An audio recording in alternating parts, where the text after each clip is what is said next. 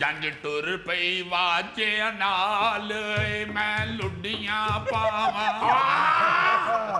नायरीन, आप जानते हैं कि शादी का ऐलान वाजे वजा के किया जाता है और ये रिवाज कोई नवा नहीं है, बहुत पुराना है। 14 अगस्त वाले वाजे तो हुण निकले ने, विआह वाले वाजे जेडे ने 100 साल पहले भी वाजदे हुंदे सी। यार खबर सुनानी है या वाजियों की हिस्ट्री बतानी है? आई एम सॉरी मुजफ्फर साहब, आई एम सॉरी। आप गुस्सा ना करें, आपको गुस्से में गाश पड़ जाता है। नायरीन, खबर कुछ यूं है, वजीराबाद में दूल्हा रवायती गाड़ी की बजाय ट्रैक्टर पर बारात लेकर दुल्हन लेने पहुंच गया। दूल्हे ने बारात ले जाने के लिए ना सिर्फ नया ट्रैक्टर खरीदा बल्कि उसे गाड़ी से भी ज्यादा खूबसूरत अंदाज में सजाकर खुद ट्रैक्टर चलाते मैरिज हॉल पहुंचा, जिसके बाद मीडिया और सोशल मीडिया पर उसकी शादी की धूमें मच गईं। लो जी, खबर मैंने सुना दी है, हुण तुसी जानो ते ट्रैक्टर जाने। मेरा ख्याल है वो इसलिए ट्रैक्टर पे बारात लेके गया है, शादी हाल दे आले दुआले चिक्कड़ बहुत था। नो, मेरा ख्याल है ਉਹਦੀ ਗੱਡੀ ਦਾ ਚਲਾਨ ਹੋ ਗਿਆ, ਇਸ ਲਈ ਉਹਨੇ ਕਿਹਾ ਟਰੈਕਟਰ ਤੇ ਹੀ ਚੱਲਨੇ ਆ।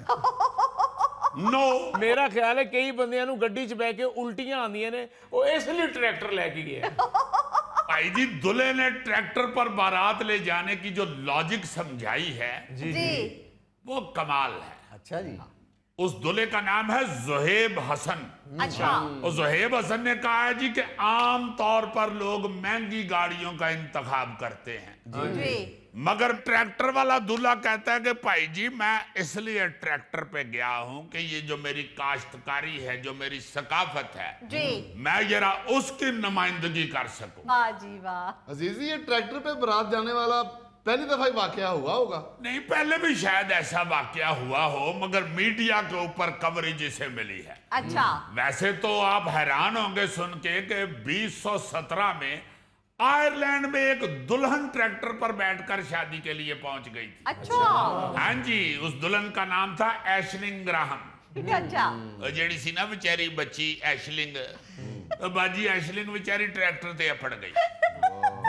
उन्हें कहा कि अज पहले दिन ही ट्रैक्टर ते जावा ताकि सारी जिंदगी दूल्हे ते दाक बैठ जाए, बल्कि दूल्हे के येन में ये बैठ जाए कि बड़ी वड्डी चौधरी ये ने मैनू कामा समझ के जिंदगी गुजारनी है।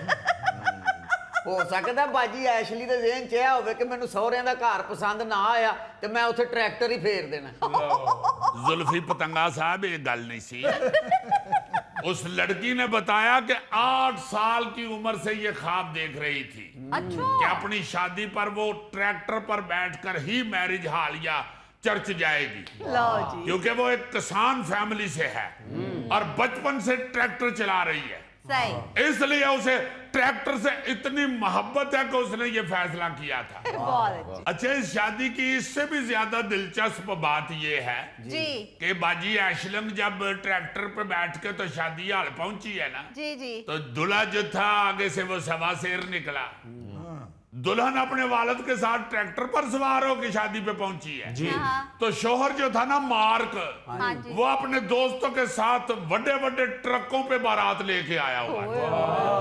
यानी जब सारे इकट्ठे होए ने ना जी, तो शादी की तकरीब लग ही नहीं रही सी, दूरों लग रहा सी कि शायद इतने कोई सब्जी मंडी लगी।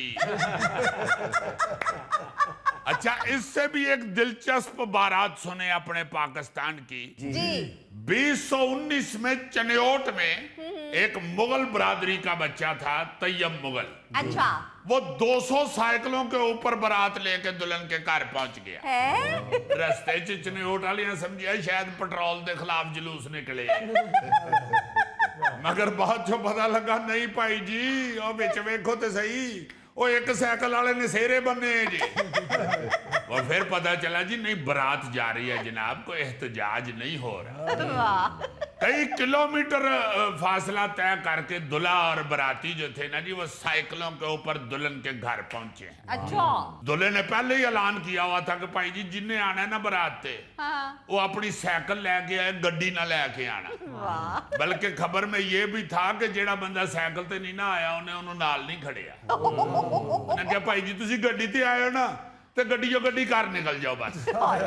सब साइकिलों पे गए, बारात लग ही नहीं रही थी, काफली का जुलूस लग रहा था। अच्छा, उसमें दिलचस्पी ये है कि बाकी सारी बारात जो है ना जी वो सादा साइकिलों पे बैठी हुई थी। अच्छा। और जो दुल्हा मियाँ है ना उन्होंने एक 3 पहियों वाली साइकिल सजाई हुई थी। वाह। जी हाँ, उस पे वो गए हैं और दुल्हन को भी वापसी पे रुखसती के वक्त हाँ जी। अपनी 3 पहियां वाली साइकिल ते नाल बिठा के ले आया है। वाह जी वाह। रस्ते च दुल्हन ओदियां लत्तां लवेंदी रही है कि किधरे लंगड़ा ते नहीं। अच्छा, इस बारात के दूल्हा ने भी ये बताया कि मेरा बचपन से शौक था कि मैं कोई साइकिल की बग्गी बना के ना उस पे दुल्हन लेके आऊंगा, और मेरा ये बचपन का ख्वाब पूरा हुआ है, जिसके लिए मैं अपनी दुल्हन का और उसके वालदैन का और अपने वालदैन का बेहद मशकूर हूँ। वाह जी। क्योंकि जब मैंने कहा था कि मैं साइकिल ते आना है बारात लैके, तो दुल्हन दे अब्बा जी ने कहा सी कि बेटे ये तू दुल्हन लैन आना है या दही लैन आना है?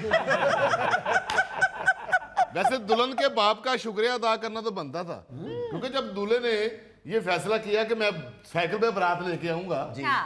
तो दुल्हन का बाप कह सकता था कि जब तुम्हारी गाड़ी पे आने की औकात नहीं थी तो क्यों हमसे रिश्तेदारी की थी। You are very right. खबर में वाकई ये था कि जब उसने कहा है ना जी मैं साइकिल पे बारात लेके आऊंगा, तो दुल्हन के घर वाले जो हैं वो परेशान हो गए। अच्छा।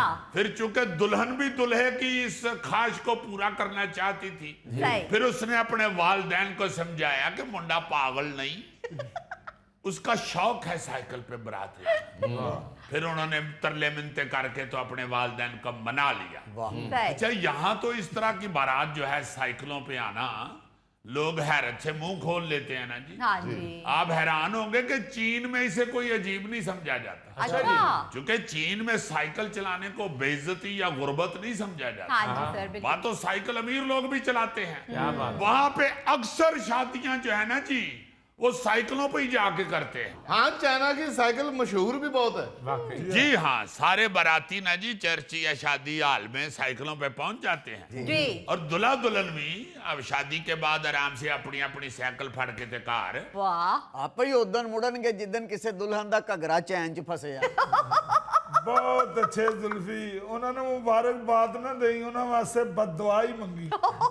अच्छा यार, साइकिल को भी छोड़े, छोड़ दे साइकिल को, छोड़ दियो, छोड़ दे यार। चलो छोड़ दी। बल्कि जिथों ले आंदी जे वापस कर आओ। आप इससे भी ज्यादा अजीब बात सुने। जी। कभी आपने गधा गाड़ी पर बारात जाते देखी है? है। यस, 2024 में खानेवाल के एक शहरी ने वसाइल ना होने की वजह से जी जी। अपनी बारात गधा गाड़ी पर बिठा ली थी, वाह। और वापसी पर दुल्हन को भी उसी गधा गाड़ी पे बिठा के लाया था। अच्छा।